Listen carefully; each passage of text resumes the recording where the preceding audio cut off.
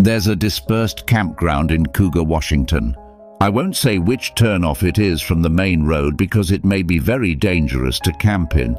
Me and my family used to camp there all the time growing up. It was perfect to ride quads around and just an awesome place to get away to. Me being 26 now, I decided to go back to revisit childhood memories, coming up on the turnoff. It was blocked off by a fence, so I parked and packed down the trail, walked through a small stream, and made it to the long dirt road that led to the camp spots. Seems like people hadn't been there in years. Everything was so overgrown. The road signs were dirty, chipped and rusty. I walked for at least an hour until I found a campsite that wasn't overgrown, right next to the water near the end of the trail actually, and I set up camp. The next step was the fire. I looked around for pieces of wood. I might have stepped in a set bear trap, snapping it closed because I didn't want another camper to step in it.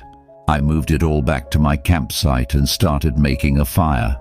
The night was calm, crackling and dancing across the darkness just behind the bushes and trees.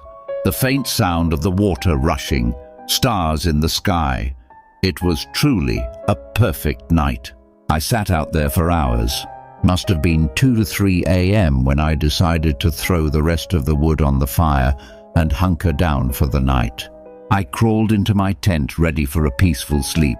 I fell asleep fairly fast and only got about an hour of sleep because a blood-curdling scream woke me up and, still on high alert, I can only compare the scream to a death whistle looking back now. I unzipped my tent and just stared out into the early morning dark blue light. The fire smoldering, listening intently. It was quiet aside from the birds chirping and the water in the distance. I felt cold metal and looked down. The trap I had set off yesterday was now just below my handset and ready to bite into me. I thought, prank or not. I grabbed my car keys, occasionally looking around to make sure I wasn't being followed. I heard heavy splashing in the creek behind me. I turned back and saw a middle-aged, rugged man who looked like he was on meth, holding a knife. Wide-eyed and trudging through the creek at me thigh-deep, I ran as fast as I could the rest of the way. The man was now sprinting towards the fence and screaming at me.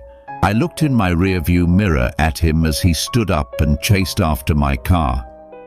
I notified the police and I gave them everything I knew and decided to go camping in those backwoods. Don't.